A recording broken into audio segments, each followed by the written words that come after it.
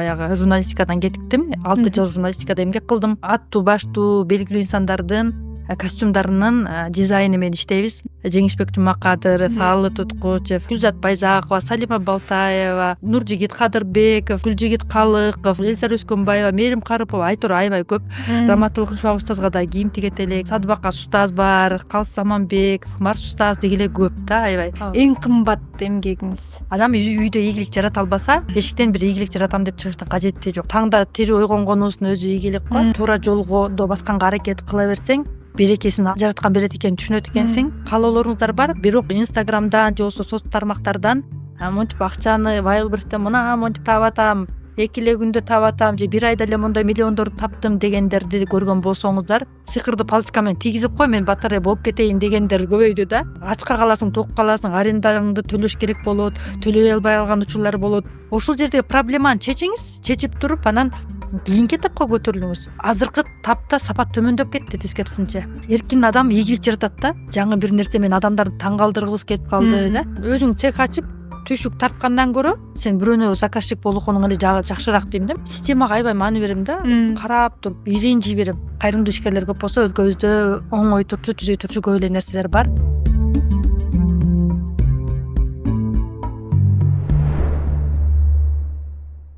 Турарбеков Маек подкастынын чебер долбоору уланууда. Ал эми бүгүн бизде болсо конокто белгилүү ишкер, ошондой эле журналист Анара Токтосунова. Саламатсызбы? Саламатсызбы? Кандай келип алдыңыз? Сон.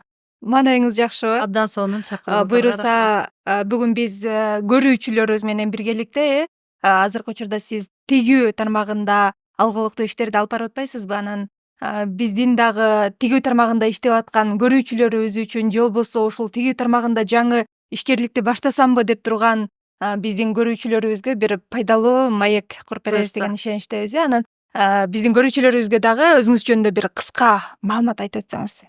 Мен Нарындын кызымын, өзүмдүн үй бүлөлүмүн, 3 балам бар. Улуусу эркек, андан кийинкиси 2 кыз. Баардыгы тең мектеп жашында. Нарында туулуп, өсүп, чоңоюп, ошол жакта окуп, анан бул жакка келгенде журналистикага окууга тапшыргам. Андан соң магистратураны тарых факультетте тапшыргам. Кыскасы 2 дипломдун ээсимин. Бирок ошого карабастан азыр өзүмдүн кесибимен иштегендер аз го. Баягы турмуштан өздөштүргөн өнөрлөрүмдүн бири бул дизайнерлик кесип. Ошол дизайнерлик кесип менен аркалап иш алып барып келатканыбызга дээрлик 10 жылдан ашты, 12 жыл болуп калды. Ошо баягы 12 жылдан бери ушул тармакта көптөгөн элдерди кийинтип, жумуш ордун түзүп, кыскасы иш алып барып келатабыз. Ушул тармактагы ийгиликтериңиз жөнүндө айтып бериңиз. Биз баштаганда тигүү тармагында эмне болуп келип калдым? Биринчиден баягы журналистикада жүргөндө акчанын аздыгы, айлык маянаңсага турмуш тиричилигиңе жетпейт. Экинчиден баягы бир жакка көз каранды болуп отургум келбейт. Мен өзүм аябай мындай тыбырчылап турган адаммын да. Тыбырчылап турам, бир жерге кадалып отургум келбейт. Анан баягы чыгармачыл адам баары бир эмнеге жөндөмдүү болсоң ошол нерсе тынч жаткырбайт экен да. Анан баягы өзүмдүн кыялдарымды, максаттарымды орундатам деп баягы журналистикадан кетиктим. 6 жыл журналистикада эмгек кылдым. Каякта эмгек кылган болсом, ошо эмеде Леди Кежи журналында, Муфтият деген журналда, Айданек, Айтумар, Жаңы Башаат деген сыяктуу журналдарда иштедим. Анан 6 жылдан кийин ушул тармакка өтүп кеткем. Өтүп кеткенде бул ушу тигүү тармагына өткөндө баягы 6 жылда баягы журналистикадан жарата албаган ийгилигимди ушул тигүү тармагында баштаган күндөн баштап, Кудайга шүгүр, бир өзүм мындай чоң болбосо дагы бир кайсы бир деңгээлде өзүмдүн бир муктаждыктарым чечилгендей, өзүм рахат ала алгандай бир алып барып кеттик да. Анан көбүнчөсүн биз эмне иш кылабыз? Биз тигүү тармагындагы дегеле жалпы биздин аттуу баштуу белгилүү инсандардын костюмдарынын дизайны менен иштейбиз. Ошолорду кийинтебиз. Сахна адамдары, маданият чөйрөсү, дегеле устаздар, дегеле сиздер теледен, дегеле эфирлерден көрүп жүргөн инсандарды кийинтебиз да. Айрымдарын санап өтүңүзчү. Айрымдарын санап өтүп турган болсок, буга эфирдин аркасында иштешип калдык го. Төкмө акындардан баштай турган болсок, Жеңишбек Жумакадыров, Аллы Туткучев, ошол эле Элмирбек Иманалиев байкебиздин шакирттеринин дээрлик 80-90%-на костюмдар тигебиз да. Гүлзат Байзакова, Салима Балтаева, Омар, Гүлжигит Калыков, Нуржигит Кадырбеков, Элзара Өскөнбаева, Мээрим Карыпова, айтор аябай көп. Раматылык Шубак устазга да кийим тигет элек. Садыбакас устаз бар, Калыс Заманбеков, Марс устаз дегеле көп да, аябай. Ушул инсандар менен көп жылдан бери иштешип келебиз. Атат албай калган дагы толтура да. Телевизорду күйгүзгөн кезде жок десе өзүбүздүн формадан тигилген бир күндө көрүп турасыз кийимди көрөбүз дегендей да. эң сонун Ошондой. Анан баягы өзгөчө кыргыздын улуттук кийимдери, анан кийин сиздер чыгармачыл инсандарга кийим тигүүдө баары бир ар бирине индивидуалдуу баягы кадам жасап анан ар бирине башкача тигесиздер да. Анан алардын баасы кымбат болот эмеспи? Эң кымбат эмгегиңиз? Эң кымбат эмгегибиз канча болду? Эми бир кийимди ооба, бир кийим.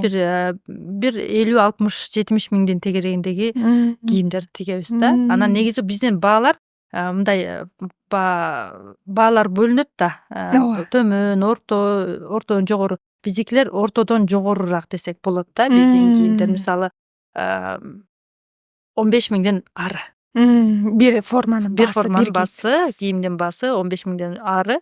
Анан мисалы ырчы-чорчуларга ошол эле кийимдер мисалы үчүн 20, 30, 40 миң сомдун, 50 миң сомдун тегерегинде эми жасалгасына жараша, кездемесине жараша, фасонуна жараша, расходуна жараша баалары боло берет да, ошондой. Анан эми кээде мындай деле учурлар болот, мындай кызыктуу болуш үчүн айтайын. Кээде мисалы үчүн расходу деле аз болушу мүмкүн, жеке турган баасы деле аз болушу мүмкүн, бирок ошол эле учурда кымбат сатышка туура келген учурлар болот да. Эмне үчүн? Себеби кээ бир адамдар баасына карап алышат да. Бизде мисалы бир эле кийим бир адамга 20 миң сомго сатылышы мүмкүн, кээ бир эле ошол эле кийим кээ бир учурда 30 миңге сатылышы мүмкүн да. Анткени кээ бир адамдар ошол кийимдин баасы менен өзүнүн мындай баягы өзүнө болгон ыңгайлуу болот, ишеним пайда болот да. Ошон үчүн дагы адамдардын кээде акчасына карап да сатышка туура келет. Туура, бирок бул логика го. Мисалы биз базарга барсак деле, базардан кайсы бир жемишти алып атсак, баасын сурайбыз, анан эгер арзаныраак болсо эмне үчүн арзан болду экен? Бул жемиш сапаты начар окшойт деп аны албай кетебиз да. Ошол эле сапаттагы бир башка бир сатуучудан барып, ошол эле сапаттагы бир жемишти кымбат баада алабыз да көпчүлүгүбүз. Бул алуучунун логикасы окшойт Бул мындай болуп калды да, себеби бизге келип мындай бизде магазинге келип кийимдерди карап туруп 10 миң, 15 миң сомдук, 20 миң сомдук кийимдерди кармап туруп да чо за дешевые вещи деп туруп ушинткендерде болгон да биздин практикабызда. Ошол эле маалда ошол эле кийимдерди карап туруп, Кудайды карабайсыңар, ушундай да баа болобу, андан көрө арзан коюп койсоңор көп кишилер алып кетпейт беле деп ошондой да болгон да. Анан баягы эми атын атабай деле койсок болот, өтө мындай чоң инсандар келип кийим алышып, анан алар үчүн мисалы үчүн биз арзан бааны айткан эме болбойт да. Анткени алар балким мисалы үчүн бир инсанга муну бир орустардын олигархына алып барып кийгизебиз, аябай жакшы болсун деп айткан да. Анан биз тиккенден кийин эми ал кишилерге мындай караганда турушу арзан эле болду, бирок биз ага кымбат айтышка туура келет да. Себеби ал кишилер бизге акчасы маанилүү эмес, эң жакшы болсун, кымбат болсун деди да. Анан эгер арзан кылып бере турган болсок, алар биз килтеген орустардын олигархына ушундай кийимди ушундай 30 миң сомдук кийимди алып бармак белек деп, арзан кийимди алып бармак белек деп дагы бир жерден алар белек издеп убара болушмак да. Анан биз мисалы ошондой учурларда баасын көп эле айтасың да. Өзүңдү мисалы үчүн баягы эмгегиңди мындайча ошого баалайсың. Ошончолук жоопкерчилик менен алардын айтканына жараша жоопкерчилик менен өзгөчө мындай эмелер менен, ыкмалар менен, өзгөчө подход менен жасайсың. Убакытты дагы башка заказдын баарын токтотуп туруп жасайсың, кээде ошондой болот. Ошого жараша баасын дагы биз чыгарып алабыз да. Бирок ошол кардарларыңыздардын арасында баягы чыныгы баасын сезген да кардарлар болобу? Өзү баасын сунуштаган же болбосо? Ооба, биз эми баада деген ар кандай да, мисалы менин мүмкүнчүлүгүм жок, биз дароо эле мисалы биздин негизи өзүбүздүн эмгек мындай эмгекти кымбат баалайбыз да. Дээрлик ортодон жогору дедик го, кымбат баалайбыз. Анан бул учурда кымбат экен, мен ушуну аябай кийгим келип атты эле, силерден көптөн бери карап жүрөм, кызыгып жүрөм, же болбосо баланчадан көрдүм эле деп ушинтип кызыккандар болсо, канча сомуңуз бар эле деп сурайбыз да, канча сомго алгыңыз келип атты эле дейбиз дагы. Ал адамдардын деле муктаждыгын чечкенге аракет кылабыз да. Анда келиңиз эже, сиздикинин кездемеси бул деле сапаттуу, бирок кичине арзаныраак кездемеден тигип көрөлү, ушул көрүнүшү ушундай эле көрүнөт, но материалы кичине арзаныраак болушу мүмкүн деп, мисалы үчүн мындай сунуштарды киргизебиз да. Анткени бир эле модельди арзан кылып тиксе болот, кымбат кылып тиксе болот, орто баада кылып тиксе болот. Себеби кездемесинин кымбатына жараша жана ошонун мындай люкс качество деп коебуз, стандарт качество, премиум качество деп коебуз, ошолорго жараша дагы баасы болот да. Арзаныраактарга кездемеси арзаныраак, стандарт мындай премиум качество менен чыгарабыз.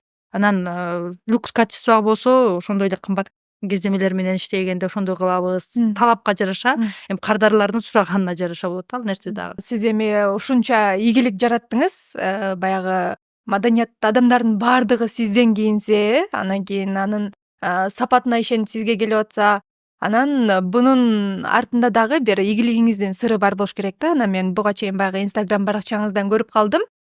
Үйдөгү ийгилик сырттагы ийгилик деп жазган экенсиз. Үйдө сыртта ийгилик болуш үчүн үйдө кандай ийгилик болушу керек? Эми биз Кыргызстан ичиндеги баардык белгилүү инсандарды кийинтип салдык деп айтпайбыз. Себеби Эми басымдуу бөлүгүн кийинтип эле жүрөт экенсиз. Кийинтип келип атабыз, эми бизден башка адамдар да бар дегендей. Анан үйдөгү ийгилик сырттагы ийгилик деп жазганымдын бирден бир себеби бул азыр тигүү тармагында ишкерлик аябай өнүкпөдүбү? Кыргызстандын мындайча айтканда Бишкектин жарымы элесек десем болот да, мындай айта келгенде. Ошол коомдогу көйгөйлөрдү карап туруп анан мындай ичим ачышып, анан баягы эндерге мындай кандайдыр бир сабак болуш үчүн эле жазып койгом ал нерсени. Себеби адам үйдө ийгилик жарата албаса, эшикке чыгыштын кажети жок да. Эшиктен бир ийгилик жаратам деп чыгыштын кажети жок. Бул өзгөчө аялдарга айтып атам, эркектерге эмес бул. Эркектердин орду эшикте алар үй бүлөсүн багышка милдеттүү, аларга эшикте жүргөн жарашат да. Ал эми аял затына биринчи үйдөгү атмосфераны жакшынакай кылып алыш керек.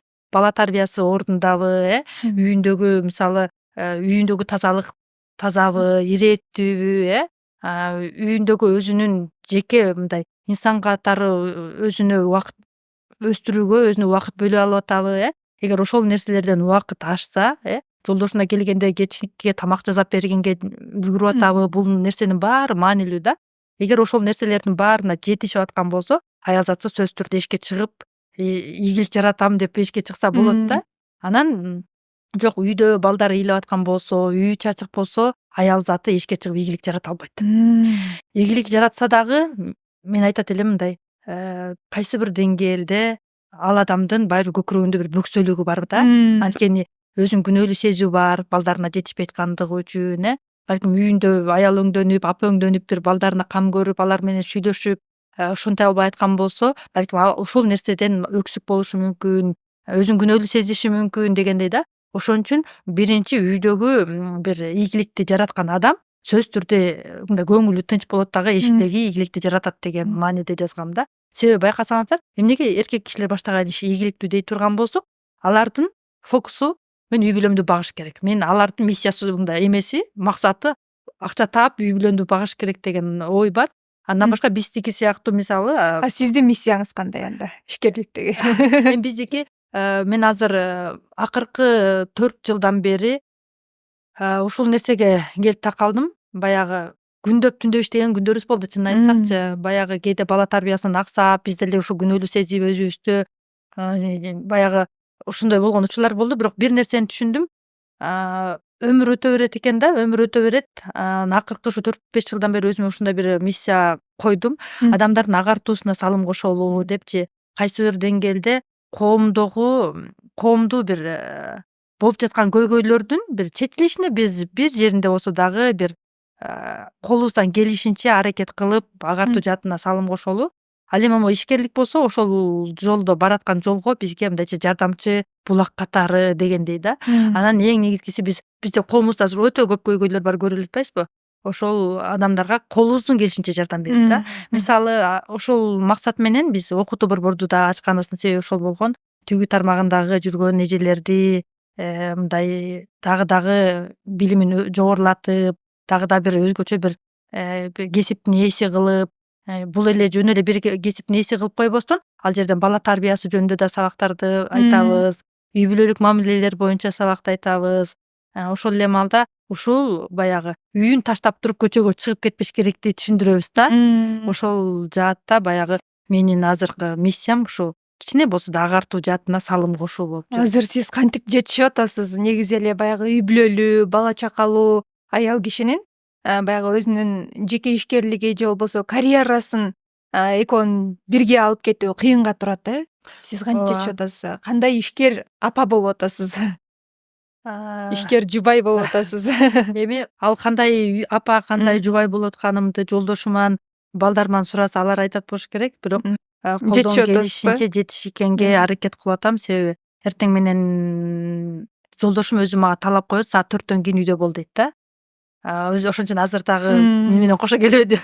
Саат 4төн кийин 5тен кийин үйдө бол дейт. Себеби сенин энергияңан биздин үй бүлөнүн маанайы көз каранды депчи.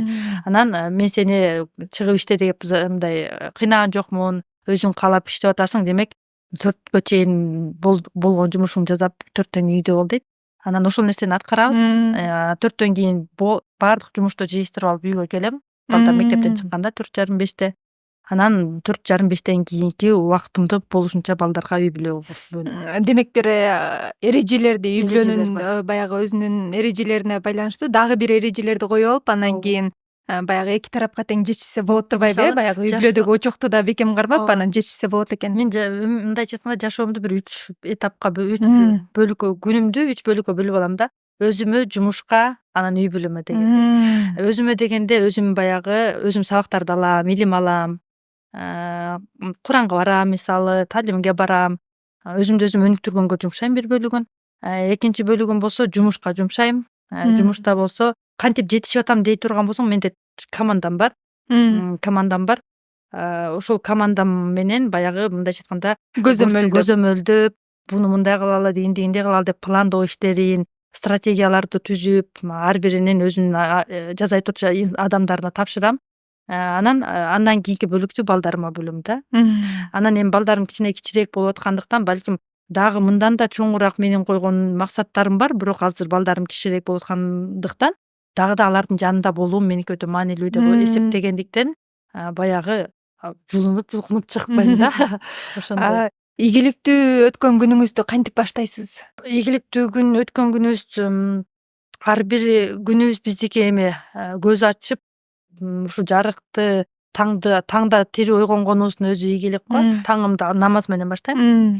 Андан кийин суу ичем, витаминдеримди ичем, Куранга отурам. Куран окуйм, китеп окуйм. Анан балдарымды ойготуп мектептерге таштап, андан кийин жумуш кетет да.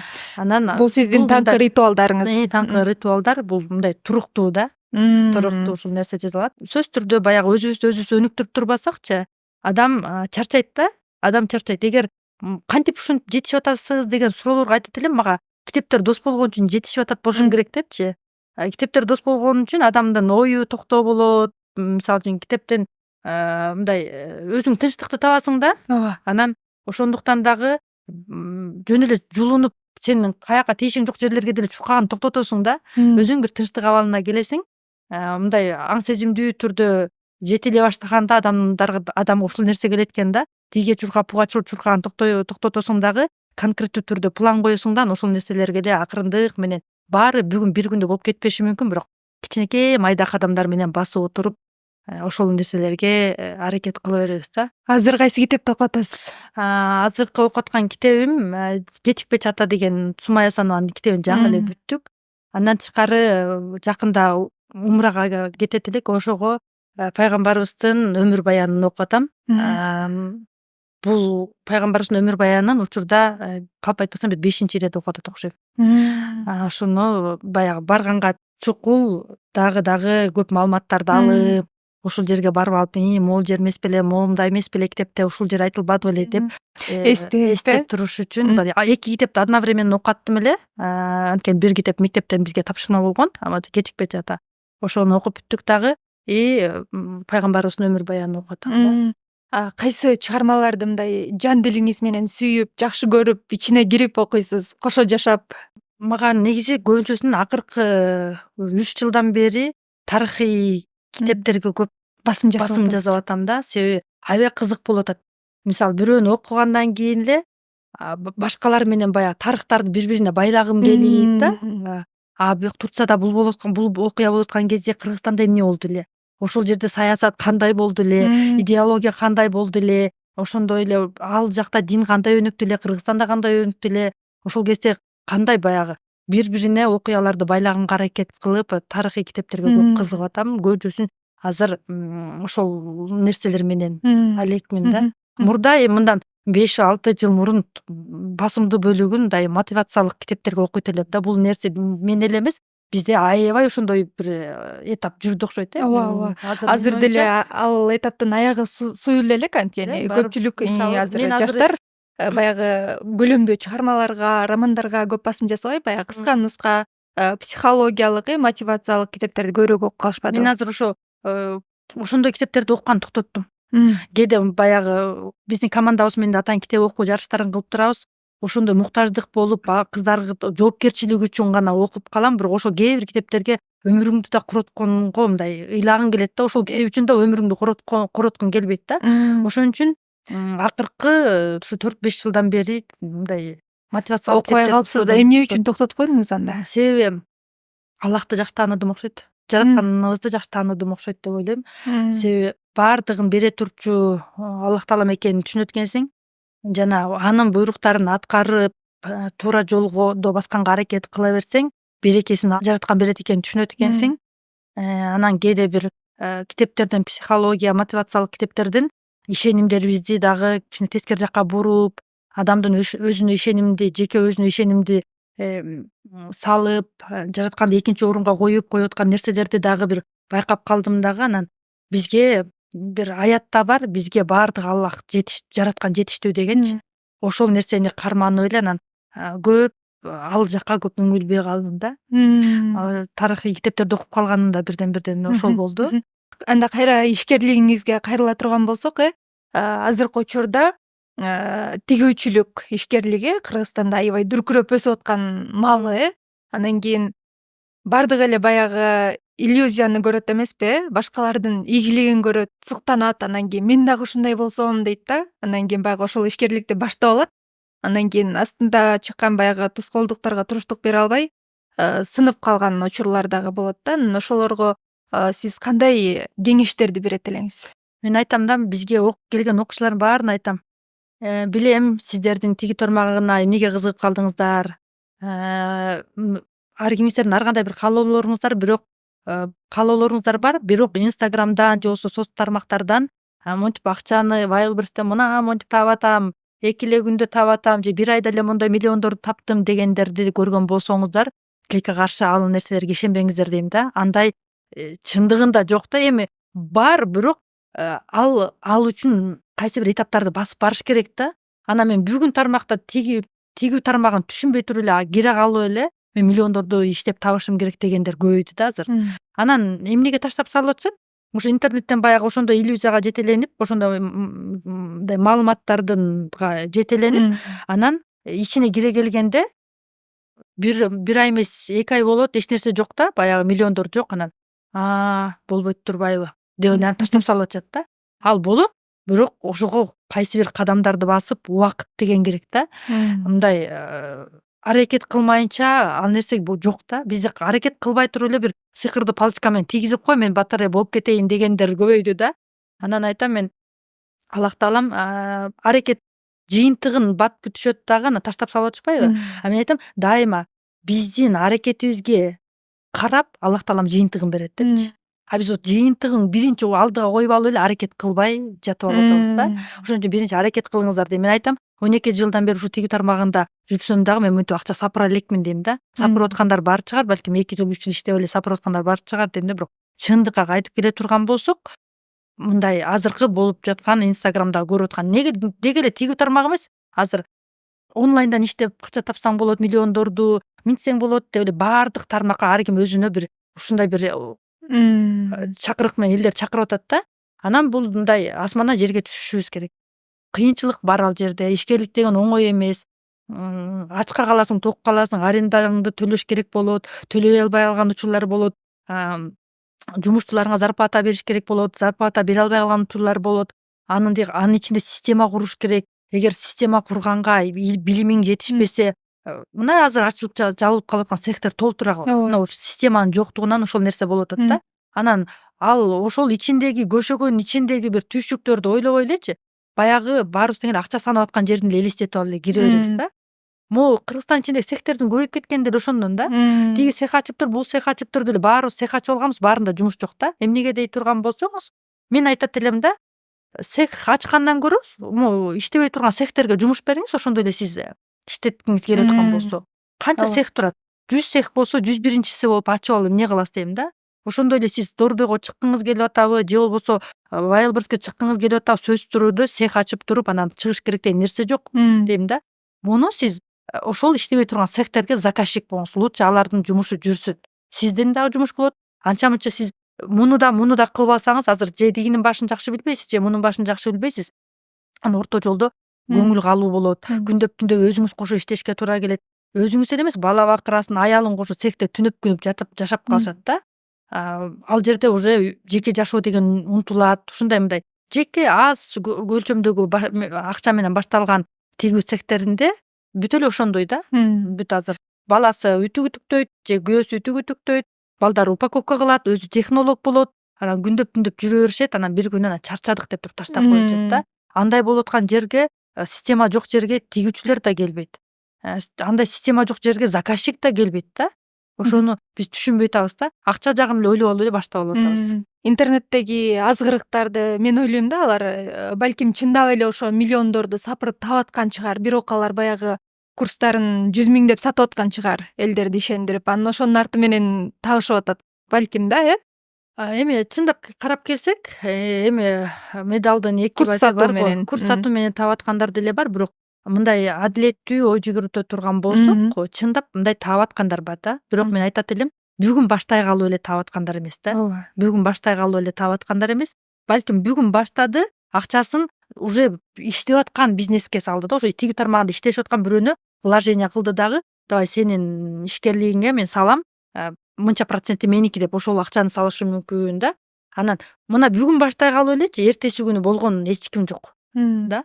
Анан мен билем, мисалы чындап миллиондогон оборотту кылып аткан жакшы бир чоң мындай ишкерлерди билем. Мисалы үчүн Wildberriesте болбосун, кайсыл жанта болбосун. Ошол адамдар окутса жарашат. Окутуп аткандарын көрүп атам, мен сыйлайм аларды. Анткени аларда опыт бар да.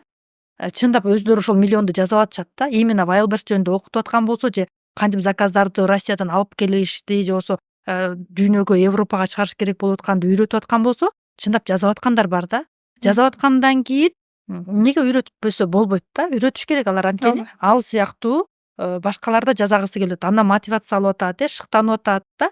Ошол шыктанып аткандан кийин ал нерсени мага үйрөтсө бул деп карап турабыз да, биз ушунун сырын билип алсам депчи. Ошол үйрөтсө жарашат да. Анан жок, кээде мындай учурлар да болот.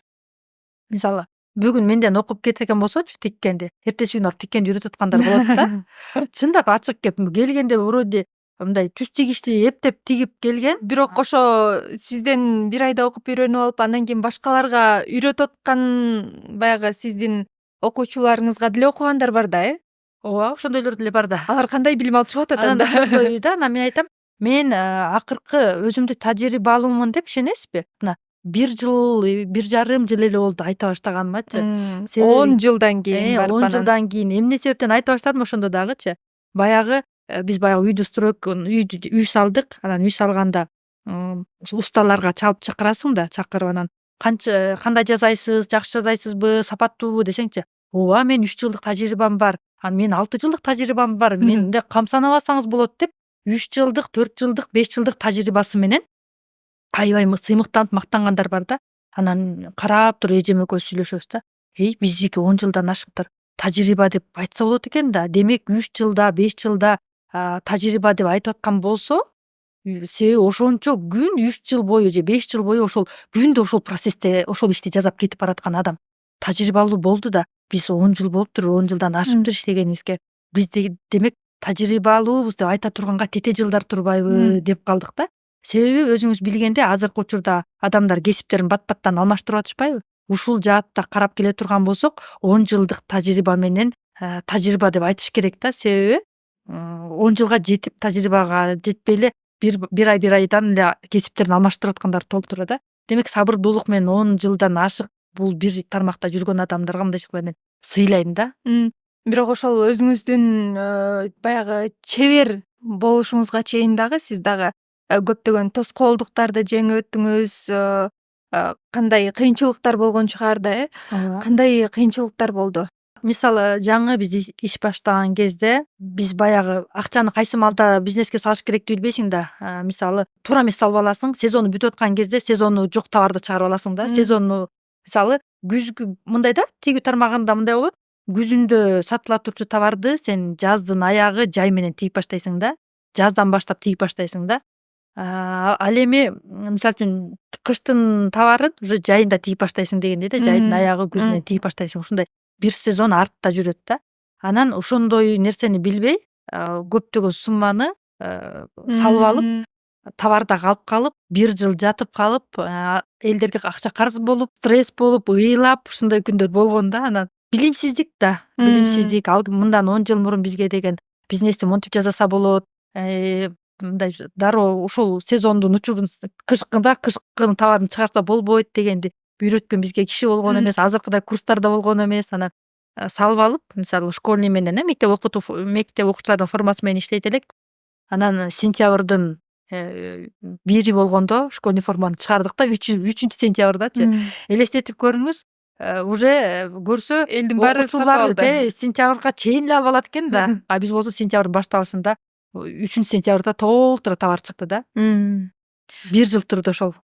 Анан Кайра кийинки сезонду күттү да. адамдардан карызга акча алып да киргизип алганбыз. Анан бир жыл ошол карызды төлөп, ыйлап, стресс болуп, ошондой учурлар болгон. Ошол учурдан кантип чыктыңыз анан? Анан телевизион болсо саат кезинде ошол маалдан канттык. Анан баягы бизде менде бир жакшы сапат, отуруп калбайбыз да, кайра изденип, башка нерсе алектенип, ал келечекти башка модельдерди чыгарып, тигип, сатып, ошондой нерселерди кылып аткан чакта баягы жыл айланып келип калат экен. Баягы жаз келип калганда, бирок өзүнөн өзү акча келип калгандай болду да. Кийинки баягы калып калган товарларды жаз келиши менен кайра саттык. Демек биз мындай болду. Күзүндө сатчу товарыбызды жазында сатып алдык да. Ошондой болуп калды. Ошондой болуп ал ситуациядан эле чыктык. Эми андан тышкары толтура учурлар болот. Мисалы жаңы иш баштагандарга бул жаңы иш баштадым дегендердин картинасы мага жакшынакай эле белгилүү болот да. Бечара баягынын баарын эми көрүп башынан өткөрүп чыгат турбайбы депчи. Себеби жаңы жумуш баштаган кезде аренда төлөш кыйын болот. Айлык бериш кыйын болот. Ушул нерсенин баары эле көйгөй боло берет. Жаңы баштаган адамга 10 миң сомдук аренда деле көйгөй боло берет да. 10 миң сомдук деле аренданы төлөй албай көйгөй кылып ыйлай берет да. Анан баягы иммунитет топтолот. 5 жыл, 6 жыл, 7 жыл, 8 жыл төлөгөндөн кийинчи миллиондогон акчалар деле ал адам үчүн мындайча айтканда проблема эмес да. Эми чечилет деген уже акчаны айлантуу коркунучун жеңесиң да. Ал кезде ошол этапка жетиш керек. Жетпей эле ошо жанагы 10 миң сомдон ыйлап эле артты күзө багынып калып атпайбызбы? Ошон үчүн баягы азыр ишти баштап жаап салып токтоткондор көп. Мен өзүмдүн практикамын айлана чөйрөмдөгү баягы биздин окуучулардан деле бизден окуп бүтүп ишкерлик баштагандар бар.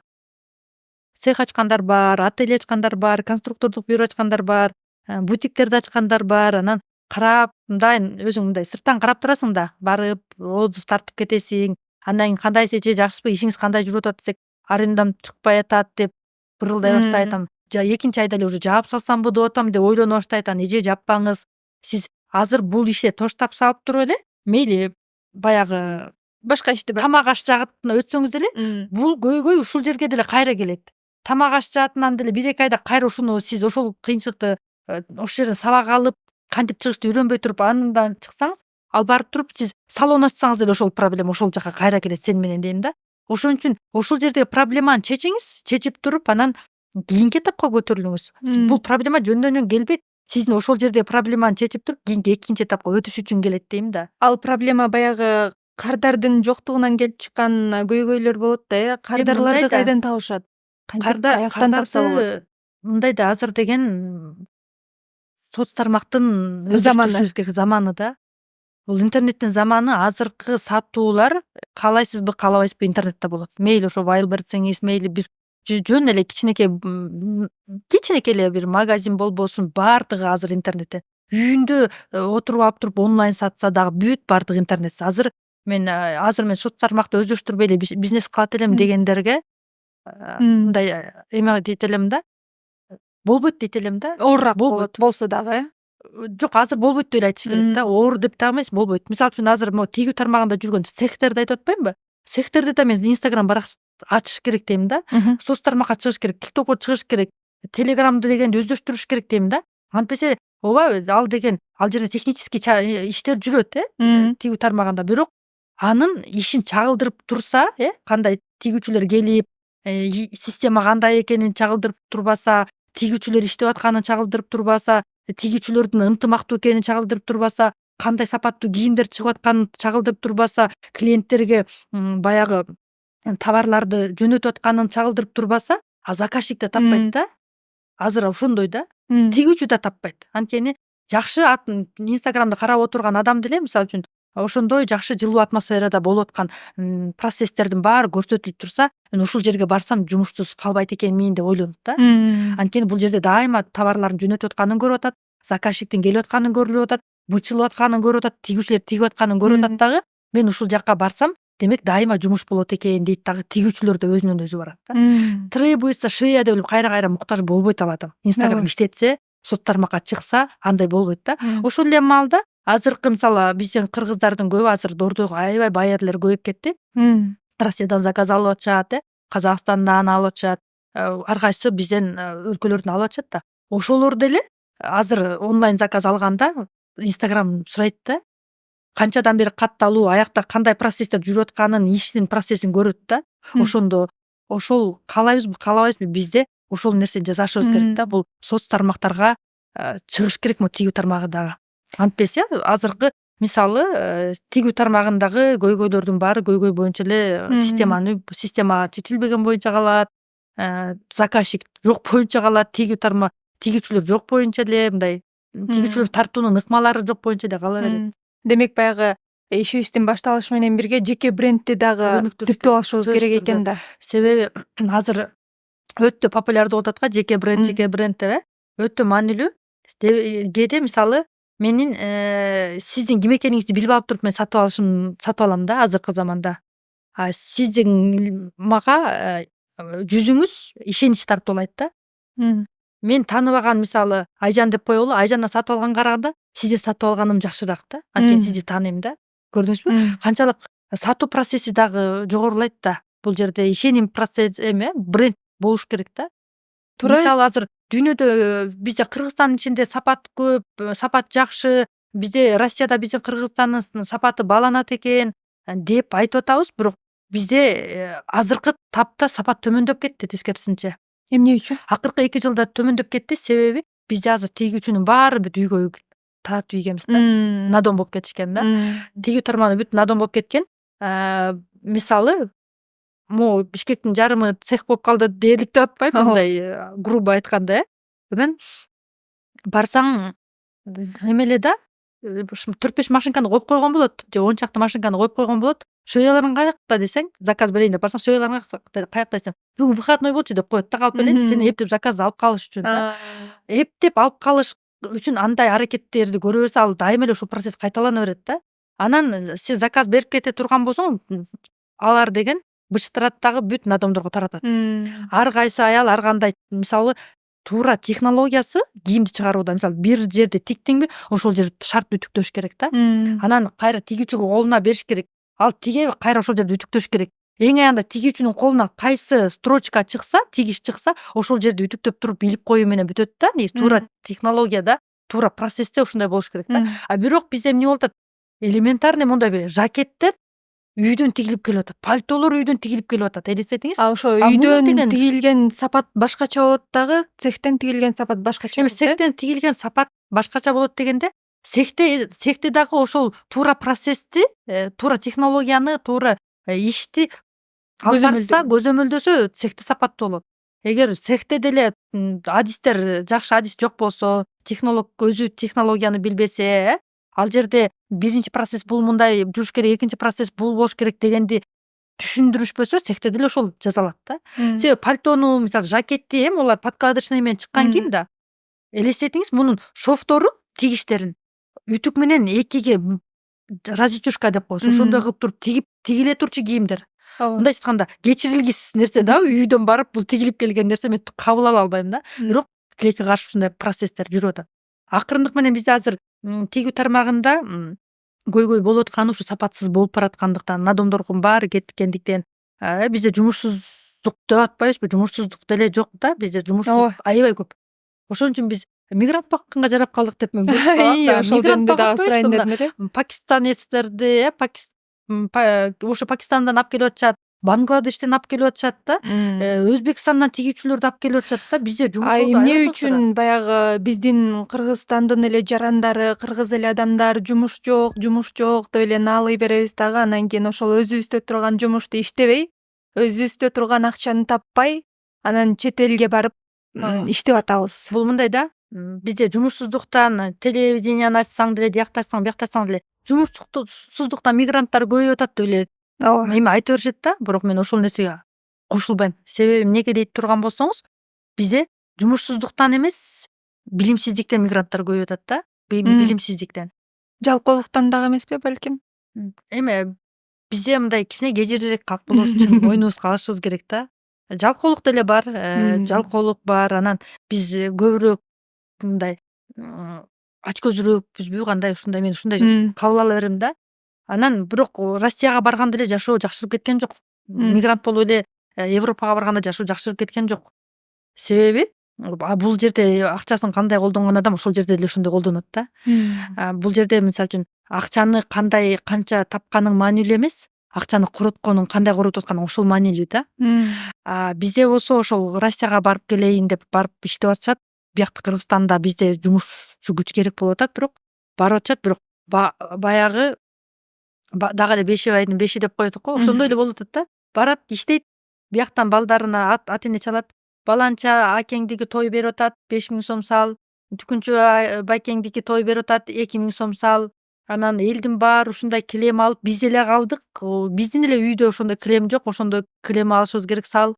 Элдин баары эмелерин, коверлорун алмаштырды, элдин баары люстрасын алмаштырды, биз эле калдык деп баягы барып иштеген менен делечи, кайра биз ушундай билимсиздигибиз менен аяктан тапкан акчаларын деле ушундай тириликке, тойго, ашка коротуп атабыз да. Жанакындай кызыл көйнөк акчолуктарды алышып беришкен коротуп атабыз да. Бул нерсе менен бул маселе чечилбейт, дагы деле көйгөй боюнча кала берет. Ал үчүн биз эмне кылышыбыз керек? Билим деңгээлин өстүрүшүбүз керек. Адамдардын баягы агартуу жаатында салым кошкум келип атат деп атканын да бирден бир себеби ушул нерселерди көрүп кадимкидей ичиң ачышат да. Кап бир мигрант болуп аткан бир мекендешибизге пайдам тийип калса кандай жакшы эле депчи, ошол адам баласынын жанында болсо кандай жакшы эле депчи. Себеби мигрант болуу менен көп нерсе эми кээде айласыздыктан болушу мүмкүн, чындап бул жакта мүмкүн эмес болгон учурда кетип калышы да мүмкүн. Эми ал нерсе мындай туура түшүнүшүбүз керек. Бирок кээ бир учурдачы дүйнөсү баардыгы бар да, үйү бар, машинасы бар, бирок баласы 2 жаш 3 жаш болсо деле Россияга кетип атат да. Эгер 2 жаш 3 жаштагы 10 айлык баласы турса, үйү машинасы турса, эмнеге Россияга кетем да? Анда баланын жанында болуу дагы да маанилүүрөөк да. Бизге акча тапканыбызга караганда балабызга мээрим берген маанилүүрөөк. Себеби бул бала кандай мээрим, ата энеден мээрим алып чоңое турчу урагында кусалык менен жашап калып атат да. Бизге келген ата энелерден дагы биз башында балдарды да окутуп баштаганбыз да, шара окуу деген курстарга. Анан жалаң чалышат эле, бала неберемди окутайын дедим эле, анан кызын жээнимди окутат дедим эле, апасы деген Россияда, анан мага таштап кеткен. Ишенесизби, бир 100 бала окуткан болсок, ошонун бир 10 баласы эле ата энеси менен келип жетишпей аткан балдар да. Бирок 90 бала именно ата энеси чет жакта болгондуктан, чоң эненин, тай эненин колунда калып калгандыктан алар окуудан аксап аткан болот да. Анткени аларга деген эмнеге окууга барып, маанайы көтөрүлүп, окуш үчүн, жакшы билим алыш үчүн алардын маанайы көтөрүлүп туруш керек. Алар мээримге, сүйүүгө толуп туруш керек да. Аларда ошол иммунитет жок да. анан мындай көңүлсүз барат, көңүлсүз окуйт. Анан кээ бир апалар да келип калды. Мен ушул кызым кичинекей бир апа келди. Ушул кызым Кеннеди кезинде Россияга кеттим эле дейт да. Анан азыр кызым 10 жашта. 7-8 жыл кызым мени баягы балалык менен алектенбей, кусалык менен алектенип калыпты. ооба. Азыр эми келип окутайын десем окуй албай атат деп ушул нерселердин баары биз албетте бул көйгөй эмес, көйгөй болбой койбойт сөзсүз түрдө.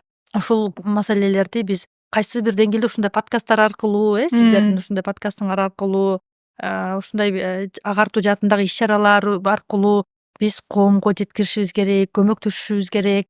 Баягы ар кимибиз өзүбүздүн көмөчүбүзгө гүл тарта бербейчи, баягы колубуздан келеби, кичине бир сөз болсо дагы жетип калса балким мындай пайдабыз тиет болуш керек деп ойлойм да. Анан баягы кичинекей кезинде, бала чагыңда жан дүйнөң эмнеге толгон болсо, чоңойгондо, эр жеткенде дагы сен ошол нерсенин кулу болуп калат экенсиң да. Ооба. Мисалы баягы мээрим жетпеген балдар деле чоңойгондо деле ошонун кесепетин тартып жүрүшөт дегендей. Анан ушул бул жашоонун бир этабы болуп калды да. Баягы кичинекей кезинде балким жан дүйнөсү бир нерсеге суусап калган, баягы жан дүйнөсү жакшы нерселерге толбой калган, анан кийин дагы ошонун кесепетин тартып атпайбы? Ошол учурдан кантип чыгып кетиш керек деп ойлойсуз? Канчалык миң айтабызбы, бирок ошол бала чактагы ооруду толбой калган нерсе толбогон боюнча эле калат. Биз ошол толбой калган нерсени биз анан коомдон, Башкалардан издей баштайбыз да. Ошол нерсе калат. Бул үчүн адам өзү мындай, мен айтат элем, жаратканды аябай жакшы таабыш керек. Жаратканды таап, аны менен тыкыз мамиледе болуп, андан суранып, дуа кылып, ага баш ийип дегендей, анын буйруган амалдарын аткарыш, ал да канча ошол биздин көкүрөгүбүздөгү бир кемтиктерди толуктайт. Андан башка нерсе мейли биз мээримдүү болобу, баары бөксө боюнча, анткени ал 7 жашта берилиш керек болгон мээрим болчу да, ал 4 жашта берилиш керек болгон мээрим болчу да, анан ал баары толукталбаган боюнча эле кала берет да. Балдарыбыздын баягы кичинекей кезинде мээримге толбой калбашы үчүн өзүбүздүн мекенибизде деле жумуштар көп экен. Ошол жумуштарда деле иштеп, баягы балабыздын бала чагын бир бактылуу мүнөттөргө толтуруп өткөрсөк жакшы болчу да экен. Анан тигүү тармагындагы апаларга өзгөчө кайрылат элем да. Себеби ушу тигүү тармагындагы апалардын күндөп түндөп мен күнүнө 3000 сомдон табышым керек, мен күнүнө 4000 сомдон табышым керек же күнүнө 3000, 2000 сомдон табышым керек депчи, эртең менен графиги жок иштеген апалар бар да. Мен муну чындап ичим ачышат. Эртең менен саат 8-9 баштаса, түнкү саат 12-1-2 чейин иштеп салышат да. Эс алышат, бир 3-4 саат эс алышат. Чарчаган кабалда кайра турушат. Балким бул жерде болуп туруп делечи, мигрант болбой туруп делечи, баласынын жанында физически эле болгону менен баары жан дүйнөсү менен боло албаган апалар да көп да. Ошон үчүн баягы мен бул жерден апалардын да күнөөлөш үчүн эмес, мен суранат элем да, балдардын ар бир убак саатында ала турчу бир мээрими, муктаждыгы бар, ошолорду береличи апалар дейт элем да. Себеби ошол балдар бизге кийин барып коомго кошулат дагы, анан көйгөй жаратат да. Кийин өзү эле баягы түгөй табууда деле кыйналат. Деги эле ушул жааттарда көп эле көйгөйлөр келип чыгат да. Ошон үчүн биз балдарыбыз менен, мен азыр ошого өтө маани берем да. Балдарымдын иштеп жетишем дейм да. Азыр ошол сизге айтып калдым го жаңы эле. Кадамдар менен, майда кадамдар менен баратам дейм да. Биз жарата турчу ийгиликтер али алдыда дейм да. Бирок азыр биздин эң чоң ийгилигим мен балдардын жанында көбүрөөк болгонум. Ошол аларга убагында бере турчу нерсемди берип калганым маанилүү да. Себеби кийин чоңойгондо алар мени бир жагымдуу эстешин каалайм да. Апам бизди монтип эле, жомок окуп берчи, биз монтип үйдөгү үй бүлөлүк мондай салттарыбыз бар эле деп өтө жагымдуу го. Мен мисалы бала кезимде эстейм да. Ошол сыяктуу балдарыбызга да ошол нерсени беришибиз керек деп ойлойм. Анан команда менен иштөө баягы көпчүлүк адамдар үчүн оңой болбосо керек да. Команданын дагы тилин табыш керек, командаңда иштеген ар бир адамдын өзүнүн мүнөзү болот, анан кийин кыял жоругу болот дегендей. Команда менен кантип иштешесиз сиз? Кандай бир лайфхактарыңыз бар? Команда менен иштешүүдө мен эң биринчи мындай да, туура жетекчи дейт да, өзүм эле өсүп, өзүм эле чоңоюп кетейин деп эмес, командасын кошо өстүргөндүн үстүндө болот дейт да. Ошон үчүн мен ушул нерсени принципте карманам. Дайыма өзүмдөн биринчи кыздарга, келгиле кыздар, өзүбүздү өзү өнүктүрөлү деп бизде ай сайын китеп окуу сынагы болот. китеп окуу сынагы болот командабыз менен. Демек ошо тигүүчүлөрдүн арасында эле китеп окуу сынагы Жок, экен да, же кайсы тармакта? бизде азыр жалпы команда тигүү тармагындагы жүргөн эже Билим берүү командабыз, тармагы. билим берүү тармагында жалпы командабызды бириктирип туруп бизде китеп окуу сынагы болот. Андан тышкары зикир чалууда зикир кылабыз. Анан ким көп айтса, анан ким Сыйлык бересиз. сыйлык беребиз. Кезек кезектештирип жасайбыз бул нерсени. Анан китеп окуп туруп ошо тесттерди тапшырабыз дагы. Биринчи, экинчи, үчүнчү деген орун бар. Зикирге да биринчи, экинчи, үчүнчү деген орун бар. Муну мен өзүм баштап бергем дагы. Анан кыздарга айткам, кыздар, бул дагы мен өзүм деле жаза берем. Мага ашык деле нерсе болбойт, бирок мен дагы силердин бир нерсени уюштурууга болгон жөндөмүңөр артышын каалайт элем. Жана кимдир бирөөнө белек бергенди да үйрөнүшүңөрдү каалайт элем. Келгиле кезектешип уюштуралы ушул нерсени деп азыр командабыз менен кезектешип уюштуруп турабыз да ай сайын. Бул биринчи ыкма. Экинчи ыкмабыз дайыма өзүбүзгө сабактарды уюштуруп турабыз. Руханий жактан сабактарды. Себеби адамдын көңүлү тынч болбосо, жүрөгү тынч болбосо, бир жерде иштеген ишинен рахат ала албайт да. Стресстеги адам ийгиликке жете албайт.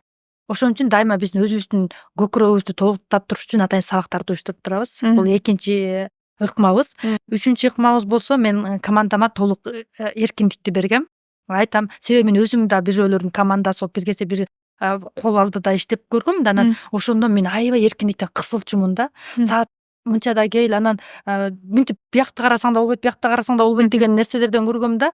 Ошол нерседен көргөндүктөн мен кыздарга айтам да, кысылган жерде ийгилик жаралбайт дейм. Ар бириңердин ыкластуулугуңарга койдум депчи, ар бириңердин өзүңөрдүн ыкласыңарда депчи. Эң негизгиси жумушка келгенден кийинки, жумушка келгениңердин өзүңөрдүн баягы Аллах Тааламдын алдында өзүңөргө мындай абийириңер ушул жөн эле келип убактыңарды текке кетирбейт экениңерди аң сезимдүү түрдө өзүңөр түшүнүшүңөр керек. Ошондой эле жумуштун акысын беришиңер керек. Ошол жакта мояктагы биз менен кызматташып аткан адамдардын акысын беришибиз керек. Ошон үчүн мындай өзүңөрдүн мындайча айтканда абийириңерде деп коебуз го, деп туруп анан эркиндик берем да. Эркин адам ийгилик жаратат да. Кысылган адам ийгилик жарата албайт. Анан ошол жаатта караганда эркин эмелерим, командам. Андан тышкары бизде оклад деген нерсе жок дээрлик. Баардык жерде мындай иштегенине жараша да. Эгер оклад кылып кое турган болсоң, мен каалайм ушул акчаны алам деп коюп чалкалап жата берет да. Бул жерде мен канчалык иштесем ошончолук көбүрөөк киришиге чыгуу мүмкүнчүлүгүн берген да. Анын сен өзүң канчалык, мен айтам, баардык процент менен өлчөнөт бизде. Анан айтам да, мисалы мен могу столду алып келип, могу досканы алып келип, тигүү машинкаларын алып келип, закройный столдорду коюп, мисалы мен ишкерлик кылып аткан болсом, силер менин ишкерлигиме ушуларды алып келбей туруп эле мындайча айтканда пайда аласыңар, мындайча айтканда партнерсуңар дейм да. Баарыңар мага мындай партнермун деген эме менен иштегиле депчи. Анткени бул жерде силер канчалык вложение кылып, канчалык өзүңөрдү салып бергениңерге жараша, өзүңөрдүн идеяңарды кошконго жараша, өзүңөрдүн физикалык, акыл жактан болбосун салым кошконуңарга жараша силердин кирешиңер өсөт деген бир эмени коюп койгонбуз. Ушул эреже менен бизде иш алып барылат да.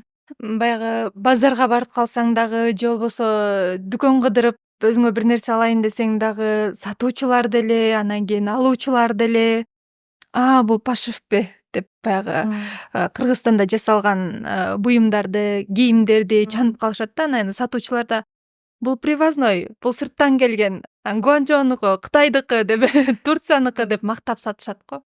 Анан кийин бунун себеби дагы бар окшойт деп билип ойлоп калдым. Анткени сиз жогоруда айтып өткөндөй, сапатка иштебей калдык, сапаты аябай төмөндөп кетти, начарлап кетти деп атпайсызбы? Демек чындыгы бар экен да бул нерсенин. Чындыгы бар. Анан бул мен азыр чукул арада эле өзүм кезиккен нерсе мындай окуяга айтып берейин. Биз баягы умра сапарына мындан 2 жыл мурун барарда, баягы устанын тогосу жок деп коет го. Кийим жок болуп калып, анан базарларды кыдырып, магазиндерди кыдырып, умрага ылайыктуу кийим таппайм да. Анан кой деп анан өзүмө, атама, апама бат-баттан тиге калдым. Тигип кийип барып келдик. Анан быйыл кайра умра сапарына барган атабыз. Анан ошого кайра эле баягы көйгөйгө туш келип калдык да. Анан буга чейин бизден устаздар кийинип таган, эже кийим чыгарсаңыз сүннөт кийимге муктаждар көп, алышат эле, ала турчулар көп деп анан ушундай сунуштарды киргизди эле, бирок этибар албай жүрчүмүн. Анан быйыл умрага барарда ошол идея баягы ойгонду да, менден ойгонуп, анан кой эми сүннөт кийим чыгаралы, именно умрага, ажылыкка бара турчуларга кийим чыгаралы деп эмени планды коюп алып, анан биринчи рынокту анализдейин деп Дордойго бардым, шаарыбыздын ичиндеги ушу сүннөт кийимди саткан дүкөндөргө бардым, ишенесизби, чынында билбейм, мен сапаттуубуз деп айтышат, бирок мен тааныган сапат башкача да. Мен тааныган сапат башкача, менен кызматташкандар да жакшы билишет. Анан барып туруп ушул сапатты кимдер кийип атат, кимдер алып атат деп таң калам да. Анан мисалы мен албайт белем, мен тегерегимдегилер деле албайт болуш керек дейм да. Айласыздан жок болсо анан кийин ойлодум. башка вариант бар бекен? Биринчиден сапаты начар, жиптер чубалып жүрөт, 01, 05 строчкалар кыйшак эле кеткен, ликаланын посадкалары буралып жүрөт, анан көрүп эле. Бул эми сапаттуулар да бар да. Сапаттуулар деле бар. Сапаттуу болуп калса, тканы мындай умурга жарактуу эмес да, синтетика болушу мүмкүн. Анан карап турам, кой мен сөзсүз түрдө чыгарышым керек экен дедим дагы. Келип азыр 1 айдан бери ошол умрага кийим даярдап чыгардык. Бүгүн сатууну ачтык да. Сатууну ачтык. Мырзалардын мындай биздикин карап туруп, бул муктаждык эжелер айтып калды. Базарлардан арзаныраак биздин кыргыздардын пашевтеринен карасак, чынында арзан, бирок сапаты да эме начар. Алгың келбейт дейт да. Айла жок Турцияныкын алабыз, бир көйнөгү эле 7-8 миң сом. Анан ушундай маселе болуп атат, эгер сиз чыгарсаңыз алат элек дегенде, биз баягы айттым го, ортодон жогору баалар менен сатабыз депчи. Анан ушул нерсени азыр базар баасынан жогорураак кылып кичине, бирок биздин өзүбүздүн мурдакы баадан төмөн кылып туруп, бир ортодогу баа чыгарып туруп, атайын умрага, ажыга бара турчуларга ушундай сүннөт кийимдерди чыгардык да. Буюрса бүгүн сатыкты ачтык, Кудайга шүгүр сурап, суратталат жогору сон да. Анан эми Кудай буйрса, ушул нерсени чоң масштабка чыгаралы. Баягы элдер умрага барат элек, ажыга барат элек дегенде эле оюна биз келгенде, биз келе турганда иличти контентти жараталы деп максат койдук дагы, ошолго иштей баштадык да. Ошондой. Кыргызстандагы кийим тигүү өндүрүшүнүн келечеги кандай? Аябай жакшы, бирок бизде кичине бир мындай учурлар болуп атат. Азыр бизде биздин орустарды Россиядан мындай жекешкерлерди бул жакка алып келип көп нерсени көргөзүп койдук да. Биздин Кыргызстан ичинде секреттин баарын көргөзүп койдук. Мурда бизге ошолор заказчик боло турган болсочу, алар азыр секреттерин билип алып өздөрүн кетип атат да. Азыркы жумуш жок болуп атканынын бирден бир себеби дагы ошол болуп атат. Экинчи себеби рубльден түшүп кеткени болуп атат. Үчүнчү себеби бизде сапаттын жанагындай төмөн болуп аткандыгы дагы болуп атат да. Бул эми азыркы сезон, мёртвый сезон деп коебуз, ошол учурларга дал келип атат да. Анан негизгиси эң чоң көйгөй бизде ошол болуп атат да. Азыр бизге көп эмеде Мадинага базарына барсаң, Дордойдун ткан саткан жерге барсаң, прям экскурсияларды уюштуруп коюп, аябай тааныштырып, мындай айтканда өздөрү ошолорго анча мынча, негизи биз кичине саясатты түшүнбөй атабыз да. Өзүбүз аларга анча мынча секрет ачпаш керек да. Келсе көрсүн, бирок биз цехтердин ичине чейин жайылтып үйөт атабыз. Мына биз монда иштеп атабыз, могу биздин цех, могу биздин Дордой тканды мояктан алабыз, мояка тиктиребиз, мояктан муну бүт баарын көргөзүп коюп атабыз. Азыр ошол заказчиктердин биздин өзүбүздөн эле, мисалы, биз ошол фабрикаларга, цехтерге да ликала жасап да кызмат көрсөтөбүз да, конструктордук кызматтанын.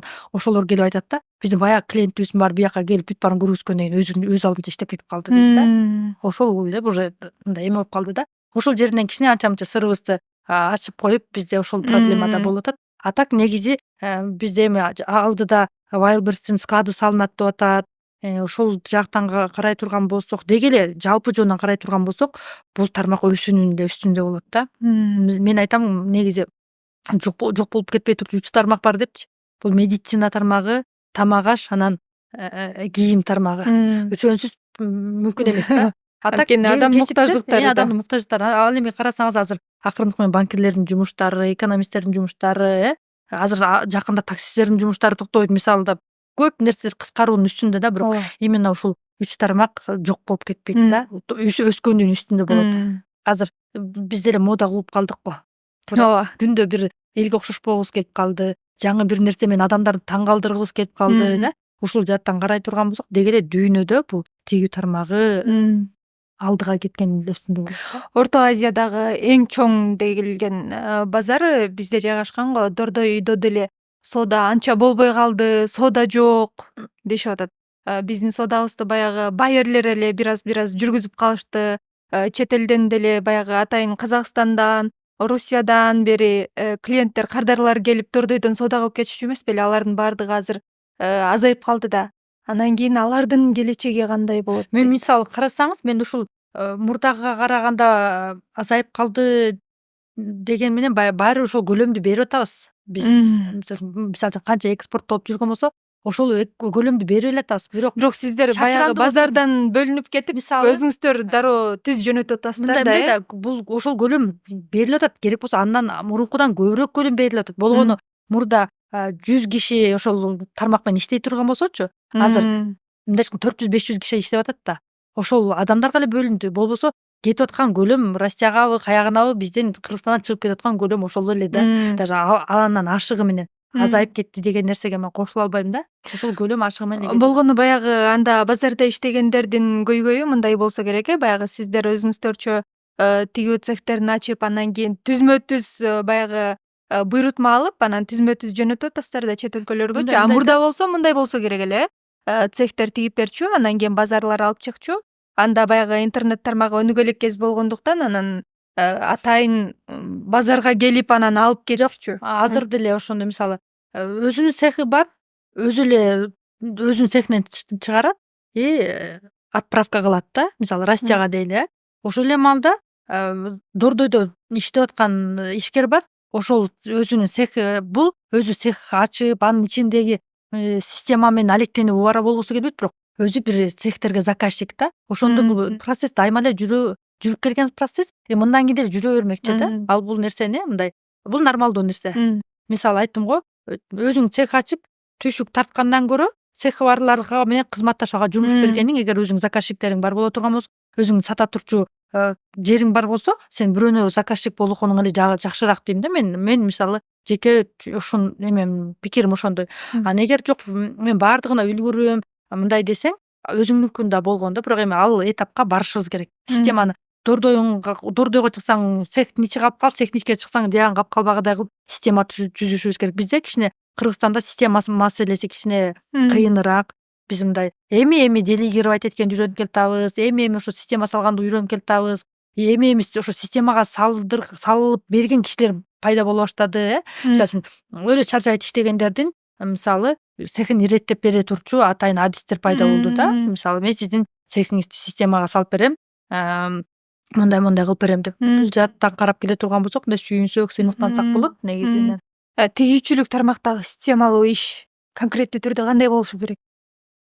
Эми мындай да, сен сөзсүз түрдө ар бир тигүү тармагындагы мисалы үчүн адистериң толук болуш керек, адистерге ылайыктуу жумуш бериш керек, сен ошолорго мисалы жумушсуз калтырбашың керек. Ичинде мисалы бизде мындай да, ОТКсы да бирөө, технологу да бирөө, эси да бирөө, Универсалдуу. баары мүмкүн жок, ар бири өзүнүн жумушун кылыш керек да. Ал жерде мисалы көрүп тигүү тармагында жүргөндөрдүн ишин көрүп жатпайбыз. Мисалы кенеде бир деталь үчүн деле эки жакка чаап чуркап жүрө беришет да. Ликала чыгартыш үчүн эле бир 5 жолу келип кетишет бизге мисалы да. Ошондой учурларда мисалы өзүнүн бүт баары комплексный болсо аябай жакшы да. Анткени көптөгөн крупный акча менен башташ керек ал нерсени. Анан мен айтам, эгер 400-500 миң сом менен эле тигүү цех баштайм деп атсаңыз, лучше баштабай эле коюңуз. Анткени 400-500 миң менен башталган цехтер аябай толтура да. Алардын ийгиликке жетүүсү кыйыныраак болот экен да. Эми табышы мүмкүн, баягы кимдир бирөө баягы интернетте жүргөндөй баягы күйүмдү кичип жегендерине кылышы мүмкүн, бирок эмес да. Лучше мен айтам ошондой цехтерге заказ бергениңиз жакшы деп. Жана эгер крупный миллиондогон акчаңыз болсо, маселе жок. Технологуңузду да жалдап, ОТКңызды да жалдап, конструкторуңузду да жалдап, баарын кылып туруп анан жасаган жакшы дейм да. Сапат чыгат ал жерден. Анан бизде жаңылыштык болуп атат. Бизде мындай бригада менен иштөө деген жок да. Конвейерный система деген жок. Баардыгы тең жекече иштейт. Ошондуктан сапат жок болот. Ошондуктан көлөм чыкпайт да. А биз деген секторду эмнеге көндүрүш керек, конвейерный система деп коебуз го, мындай бригада болуп иштегенге көндүрүш керек да. Мисалы бир адис только жакка тигет да, бир адис только жең тигет, бир адис только петля басат, бирөө петинкада отурат, бирөө строчка жүрөт. Бир мисалы үчүн рубашка дей турган болсок, бир 5 тигүүчүнүн колуна чыгыш керек да. Анан ошол учурда бул сапат болот. Анткени бир адам ар кайсы процессти аткарып, жеңди да тигип, строчканы да жүрүп, петинкада өзү кылгандан көрө, четырехниканы өзү кылгандан көрө, бир адам жалгыз жаканы 20 ошондой процесс менен бир адам бир 20 көйнөк тигиши мүмкүн да. 20 бөлөк операцияны жасап атат да. А бирок только жаканы тиге турган болсочу, бир күндө 100 жака тигет да. 100 жака тиккен адам сөзсүз профессионал болот да. Ал уже көздү жумуп тиге баштайт, количество чыгат и кайра кайталанган жумушунда сапат болот да. Анан ошол учурда бизде көлөм да чыгат, и сапат да чыгат. Анан бизде бир цехте болуп аткан дагы жаңылыштык, мен баарын тигем дегендик болуп атат да. Баарын тигенде мейли заказ берейин дедим эле, эмне тигесиздер десеңчи, биз баарын тигебиз, Wildberriesке тигебиз, эптеп эле сен заказ алып калганда шашылышат да. Шым да тигебиз дейт, кофта да тигебиз дейт, көйнөк да тигебиз дейт, мындай худи, трикотажный изделияны бүт баарын тигебиз дейт да. Бут кийим эле тигебиз деп айтпасачы, бүт баарын тигебиз дейт да. Демек, бул ошенткен сектордо катышыш керек да. Анткени баарын эч качан баары тиге албайт. Ооба.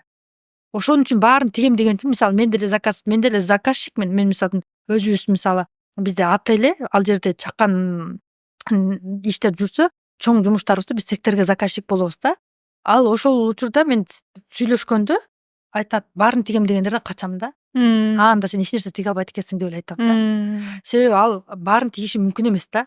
Анткени ал кээ бир нерсени жаңы биринчи жолу тигип жүргөн мисалы болчу. бир жумада башка модель, бир жумада башка модель, бир жумада башка модель. Ошол адамдарчы биринчи баштаганда только шым тигем деп айта турган болсочу, башында заказы аз болушу мүмкүн, жай болушу мүмкүн, бирок ишенип коюңуз, ушу бир жыл ошол жок, мен только шым тигем, менде ушундай процесс, ушундай жүрөт дей турган болсочу, экинчи жылдан баштап ал мертвый сезон болобу, рубль түшүп кетеби, көтөрүлөбү, дордой өйдө болобу, ылдый болобу, айырмасы жок, анда жумуш болот да. Анткени ал бир эле изделия менен уже кардарларды только шым тиге турчулар таап алат да. Адамдарда бул только шым тигет дейт дагы ошого барат да. А бизде баарын тигем деп аткан үчүн качат да. Биринчи жолку мынтип сизге тийген адам, бул деген биринчи жолу сизден сатып алган адам, бул кардар эмес да. Бул сизге чисто случайно келип калды да. Чисто случайно келди, сизден менен кызматташты, кызматыңыз жакшы калып калышса, уже кардар болот. Сизге экинчи жолу сизде биринчи жолу тигип алды, ыраазы болуп кетпей калса, ал сапатыңызды көрдү, экинчи жолу келбейт да. Ал ошол тиктирип атып, ошол боюнча тиктирбей калды деп ойлоп атасызбы? Ал жерде тиктирип жүрөт, бирок сапат жакпай калгандыктан башка жактан тиктирип жүрөт ал адамчы. Бизде ушул нерседен жаңылыштык болуп атат да. Мен мисалы мындан буквально бир 15 күн, 10 күн мурун эле кабылган ситуациям ушул. Цехти баягы бат-баттан тездетип товар чыгарыш керек болуп калды. Анан бир модельди бир жакка, бир модельди бир жакка берип салайын деп цех издеп калдым. Да кошумчачы анан издеп калсам, баарын тигебиз эле дейт да. Баарын тигебиз дегендерге бербегенге аракет кылдым. Анан айлам кетти. Анан аябай сапаттуу тигебиз, Wildberriesке тигебиз, мондай укмуш деп аябай мындай ынандырды. Анан барып эле образецке үлгүсүн тиккенге таштасам, үлгү жакшы тигип бара алган жок, элестетиңиз. Мисалы үлгүнү эптеп жакшы тигип берип коюп туруп, андан кийин алып калып эмне кылса ошол кылмак да, мисалы. Бирок Аллахтай мынтип коем жолдошума, Аллах таалам бизге көзү түз экен депчи. Азыр ушул адамга ушул образецти чек-чекип тигип берип койсо, биз билбей ушуларга тиктирели деп берип салмакпыз, монча рулонго назад кетмекпиз, муну алып товарды муну төлөттүрө албай, же биз кандай эме мындай артка кетмекпиз. Кудайга шүгүр, Аллах тааламдын бизге мындай боору оруду деп ушундай кылдым да. Образецти жакшы тигип бара алган жок да. Дароо эле ал жерден биз баягы рулонду кайра башка жака таштадык дегенде ушундай маселелер болду да. Бул нерсе анан өздөрүнө айттым да. Кыздар 2 айдан бери сураштырсам, көрсө бүтүп аткан рулондорду алып кетип атганын түшүндүм. 2 айдан бери жумушу жок экен алардын. Анан айттым да, кыздар, силер ушундай мамиле менен кылсаңар, ишенип койгула, дагы мындан кийин 2 айдан кийин деле жумушуңар болбойт депчи. Образецти жакшы тиге алган жоксуңар. Образец ушинтип шашып калды, анан кийинкисин жакшы тикмекпиз дейт да. Силер образецти жакшы тигип көргөзүшүңөр керек эле да. Анан мындай нерсе менен дайыма ушундай баарын тигем деп, биринчиден бизди мисалы үчүн ошол жака жүктөп келген акчабыз, алып кеткен, ошону образецти күткөн 2-3 күнүбүздү өлтүрдү да. Биз андай адамдар менен уже адамдар иштешпейт да. Мен аябай сапатка маани берем дагы, анан системага аябай маани берем да. Карап туруп иренжий берем. Ошол нерсени жасай албаса лучше мындай колунан келген ишти кылыш керек да. Адамдарды ошо беймаза кылбайчы. Мындайча профессионалдар менен иштешкен рахат да. ооба. Рахат, анткени кайра жасап кайра оңдоо деген нерсе болбойт мисалы мебелди эле жасатып, профессионал эмес мебелди ишкерге берсең, жасатасың, кайра могул жерин оңдоп кетесиңби, деген жерин оңдоп кетесиңби деп бушайман болосуң да. А профессионалдар менен иштесең, так шак шак коюп коет. Мындайча профессионалдуулук үнсүз болуш керек да. Ооба. Кемчилик жок болот. Профессионалдуулук үнсүз болуш керек. А мынтейинби, дигинтейинби дегендей эмес да. Мисалы бүгүн сиздерди подкастка мени чакырды дагы. Дароо даректерди жөнөтүп койду. Мояка мончада келесиз, видео менен бүт баары жөнөтүп койду. Мындай профессионалдуулуктун белгиси да. А кээ бир жерлерге де ушинтип интервьюга барып каласың да, же деңиз жок, же трубкасын албай келип алып турасың, жактан карайлайсың да. Анан карайсың да, үйрөнө турчу нерселер көп экен деп коесуң да. Анан мен да командама ушул нерсени үйрөтөм. Кыздар, профессионалдуулук үнсүз болуш керек дейм да. Профессионалдуулук үнсүз болуш керек. Элдер дарегерге каякта, качан барабыз, анан кандай окуу курал алып барабыз же болбосо дей электе, алар сурай элек деп жөнөтүлүш керек. Мындайча үнсүз. Түшүндүңүз үнсүз болуш керек деп ошентем дагы ошол нерсени көңгүлө. Мындай ошол биздин профессионалдуулугубуздан алар рахат алгандай болуш керек. Ооба. Учурда сиз өзүңүз цех иштетпей элесизби же? Биз мындай да, биз заказчикпиз. Буйртма берүүчүбүз да, цех. Бизде анан кийин индивидуалдуу буйртмаларды кабыл алабыз. Бизде ателье иштетебиз. Анан мисалы айтпайм, 100 цех турса, 101-чиси болуп ачып алып эмне кыласың да. Биздин окуучулардан цех ачкандар бар, биз ошолорго заказчикпиз да. Бирөөнө заказ, бир модельди бирөөнө заказ берем, кайсы модельди кайсы окуучубуз цех ачкан да, кайсы модельди жакшы тиксе аларды экспорттойсузбу? Ооба, кетиребиз. Кыргызстандын ичинде сатабыз, Казакстанга алып кетишет, Россияга алып кетишет. Мисалы үчүн мындай жекече тиккен кийимдерди, мисалы Европаларга чейин алып кетишет, ушундай да. Анан ошол жааттан караганда мисалы мындай эме кылыш керек. Мындай биз акылсыз эле мен ачышым керек деп түшүнө беребиз да. Ачыштын кереги жок деп атпаймынбы? Бар бир нерсеге сен жумуш ордун бер да. Ушундай. Кыргызстандагы сиз баалаган 5 бренд. Дилбар фэшн билесиздер, ошол адам эженин иштери жагат. Андан тышкары Кеште деген бар, ошолордун иши жагат. Анан тигүү тармагында жагат. Тигүү тармагындагы да. Бизде Дордойго чыгып аткан мисалы Назик деген бир сонун эме бар. Только юбка тиккен бренд бар. Сапаты укмуш, ошолор аябай жакшы. Анан билесиздер, бизде чоң өндүрүшчү Cool Bros деген бар, ошолордун өндүргөн продукциялары, системасы, иш алып баруулары жагат. Эмне себептен ушул 5 бренд? Алар неме мага биринчиден сапаттары жагат. Сапатына карап айттым, бул 5 брендти деле. Сапатына жараша, мисалы бирөөнүн медианы алып баруусу жагат. Ар бирөөнү бир нерсени үйрөтсөң болот да. Бирөөнүн системасы жагат. Бирөөнүн кийимдеринин мындай посадкалары, мындай дизайны жагат. Ошол мындай рынокто жүргөн мындай лицосу жагат дегендей да. Сиздин оюңузга баткан, элестете алган акча? Билбейм. Бул эми Аллах таалам канча көп берсе, ала беребиз, себеби мусулмандын тың болгону жакшы. Мусулмандын тың болгону жакшы жана мусулмандын кайрымдуу болгону жакшы. Канча көп берсе, канча көп, ошончолук беришкенге даярбыз да. Цифра менен айтсаңыз? Цифра менен эми элестете аласыз эми келечекте балким 10 жылдан кийин же 5 жылдан кийин? Ушул комната толтура акча деп коелу. Ушул бөлмөдө. Сон балам айтып калды эле да. Апа, ушул толтура бөлмө акча болуп калса эмне болот депчи. Эл билбеген таланттарыңыз? Эл билбеген таланттарым эми мен жакшы тамак жасайм. Жолдошум үйүмдөгүлөр, кайын журтум бар тең айтат. Жакшы тамак жасайсың деп, анан ырдайм. Ырдатсак болмок экен. Анан эми үнүм бар дегеним. Ооба. Анан кичине комуз чертем. Эң сонун. Негизи эми Аллах таалам мени күлүп калам, апа ата энеме ыраазымын. Анан Аллах таалам жарык дүйнөгө ушу мени жөнөтөрдө эч нерсесин аябаптыр деп күлүп калам да. Негизи бир көргөн нерсени, любой нерсени жасайм да. Бардыгына мындай чана мындай, мисалы лыжага тоого чыгып бир эле отуруп лыжага тээп кеткем, мисалычы. Конькиге деле бир туруп эле тээп кетем. Сууга деле мынтип мындай чаба курганга мындай бир нерсени батып өздөштүрөм да. Анан Аллах таалама аябай миң мертебе шүгүр кылам, ыраазы болом. Чыгашага банкрот болгонсузбу? Болгонбуз. Канча суммага? эми мисалы бир эле ситуацияны айтайын. Мисалы 800 миңге бир жуманын бир эменин ичинде 1 миллион да почти 1 миллиондун товарын мусорго төккөнбүз.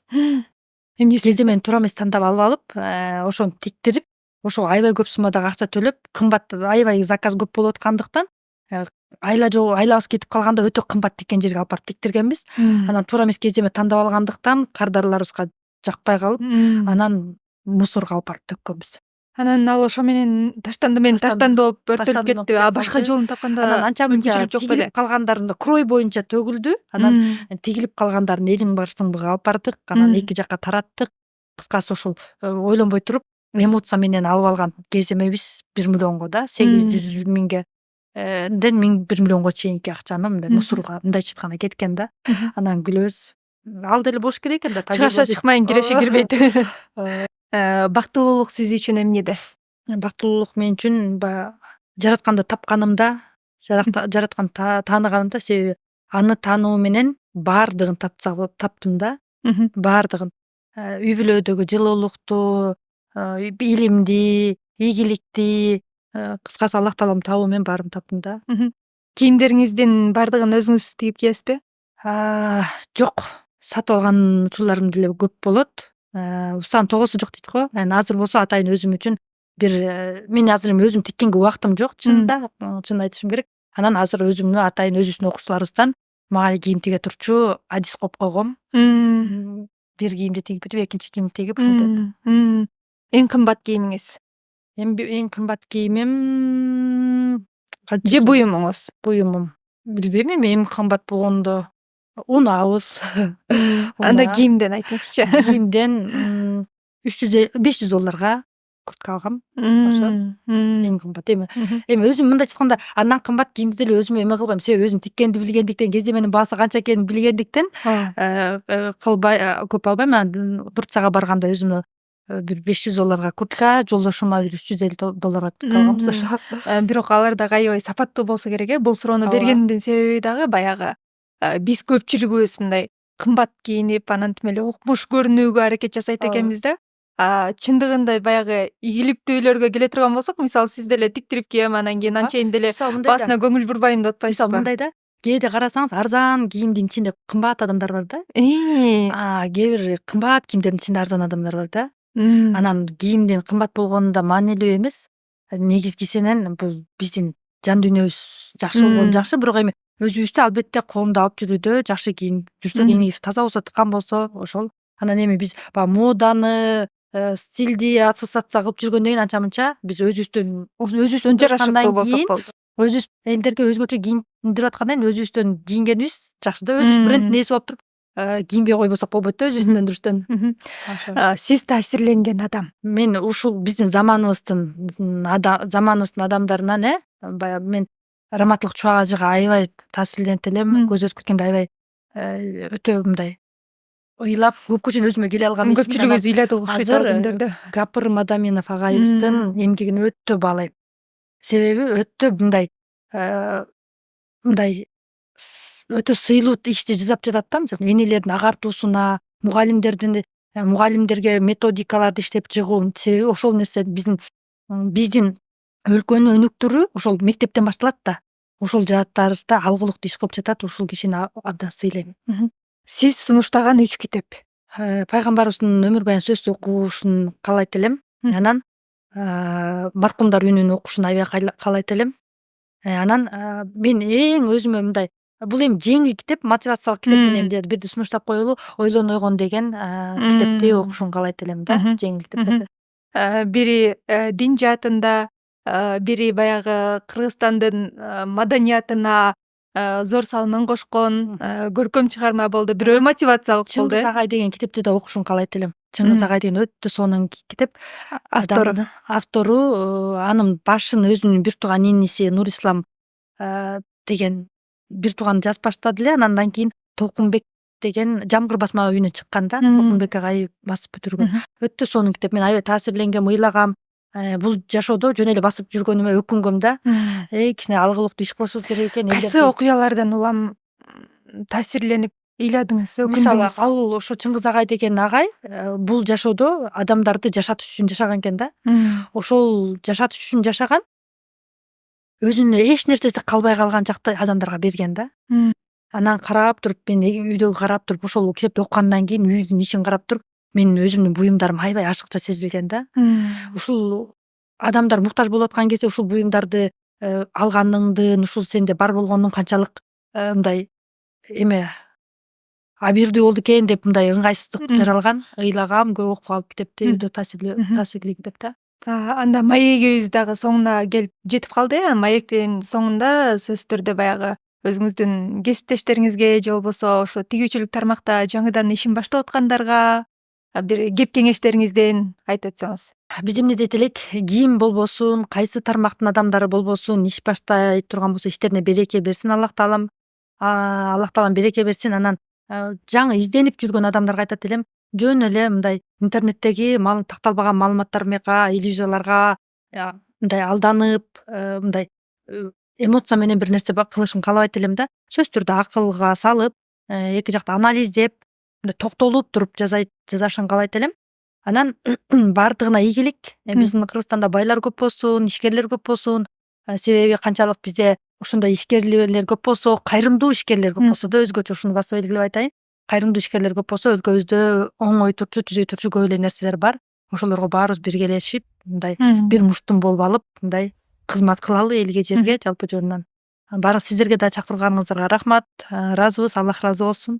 Кичине болсо дагы баягы туура эмес сүйлөгөн болсок, же болбосо ыңгайсыздык жараткан болсок кечирим сурайбыз. Рахмат сиздерге. Сизге да чоң рахмат. Ишиңиз мындан дагы гүлдөп өнүгө берсин. Буюрса сиздин бренд Орто Азиядагы брендтерге айлансын, андан кийин дүйнөлүк брендке айлансын.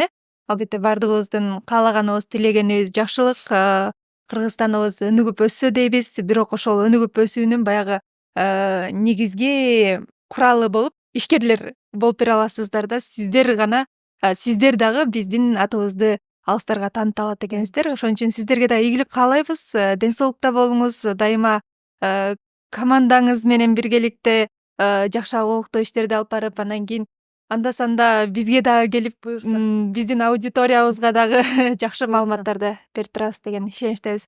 Урматтуу көрүүчүлөрүбүз, биз сиздер менен буюрса кийинки чыгарылышта кездешебиз.